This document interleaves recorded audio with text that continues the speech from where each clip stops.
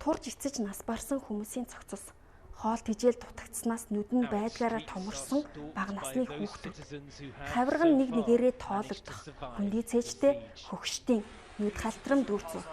Энэ бол Сирийн Мадая хотын өнөөдрийн нөхцөл байдал.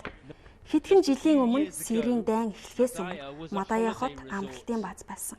Мадаяг хүрээлсэн уус нь маш цэвэр агаартай, Дамаск хотоос хавьгүй сайхан хот байсан. Гэтэл өнөөдөр Сирийн Мадая хот босогчдын бүслэлтэнд орж, орон гэргүй өлсөж зовсон хүмүүсээр дүүрсэн байна. Бидэнд идэх хоол уух ус байхгүй, гэрэл цахилгаан чалга, гуйж байна, биднийг авраач, бид үхэж байна гэж энэ нэр хэлж байна.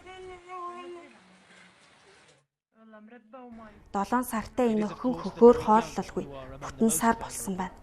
Их нь арга ядсандаа охиноо давстай усаар угчиж байна. Харин энэ хүү 7 настай. 7 хоногийн турш юу ч идээгүй гэж энэ хүү ярьж байна. Өдөр бүр бид өлсгөлөнгийн улмаас хүмүүсээ алдаж байна. Өнөөдөр 3 хүн нас орсон. Тэдний нэг нь 45 настай. Мөн 10 настай нэг хүн нас орсон. Одоо энд 1000 гаруй хүн үхлийн ирмэгт байна. Тэд бол амьд өгтлүүд гэсэн үг. Мадая хотын маш олон хүн өлсгөлөн ходоодоо хуурахын тулд усанд давс уусгаж ууж байна.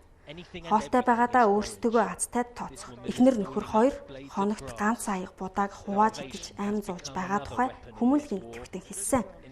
Эмийн сангуудынхан тавирууд хоосорч өвчтнүүдэд өгөх сиропноос өөр юу ч үгүй болсон байна. Сирийн Мадая хотод өлсгөлөнд нэрвэгдэж бараг 20 гаруй хүн амнасаа алдсан.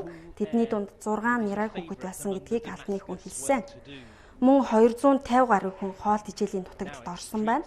Одоогоор Мадаяд байгаа багахан хэмжээний хүнс нь тэнгэрт хадам үнэтэй. Гэсэн ч үнэ нь улмал нэмэгдсээр байна. 7 хоногийн өмнө 1 кг будаа 40 мянган сир фунт буюу $212 үнэтэй байсан. Гэтэл одоо 1 кг будааны үнэ 100 мянган сир фунт буюу $530 үнэтэй болсон байна. Мадая хотын 42 мянган иргэн өнгөрсөн 7 дугаар сараас хойш Сирийн засгийн газар болоод засгийн газрыг дэмжигч босгочдын бүслэлтэнд амьдарч байгаа. Мөн Сирийн Идлиб мужийн Кетрая болон Фуа зэргийн одоо тосгод босгочдын гарт байна. Тиймээс эдгээр газарт хоол хүнсний тусламж хүргэх боломжгүй төрсөн байна. Өнгөрсөн 7 хоногийн пүрэв гарагт Сирийн засгийн газар Дамаскын ойролцоох 3 хотод нүүбийн тусламж хүргэхийг зөвшөөрсөн. Одоогийн байдлаар орон нутгийн болоод олон улсын байгууллагын зохион байгуулсан тусламжийн цуваа Сирийн бүслэлтэнд байгаа 3 хотод байгаа хүмүүст хүрсэн байна. За Сирийн Дамаск хотын баруун талд орших Мадая хотод анхны цуваа нэрсэн гэдгийг албаныхан хэллээ. За үүний дараа тусламжийн цуваа Идлиб мужийн Фуа болон Кефрая мужуудад тусламж хүргэнэ. За гэхдээ энэ тусламжийг Мадая хотын нийт иргэд бүрэн хүрээгүй. За хэрэгцээ шаардлагыг бүрэн хангаагүй байна гэдгийг орон нутгийн албаны хүн ярьсан байна. За тэгэхээр Сир улсад нүүрлээд байгаа өлсгөлөнг дайн байлдааны нэг төрлийн зэвсэг гэдгийг зарим шинжээчид хэлсэн байна. За Сирийн Мадая хотод үүссэн нөхцөл байдал зөвхөн Сирийн засгийн газар болоод босгочдын асуудал биш.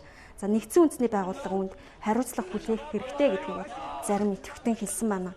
За нэгдсэн үндэсний байгууллагын хувьд босгочд болоод Асадын дэглэмийн хоорондын гэрээ хилцээрийг хянаж зохицуулах үүрэгтэй. За гэсэн ч нэгдсэн үндэсний байгууллага энэ үүргийг илүүлэхгүй байна гэдгийг бол шинжээчд хэлж байгаамаа.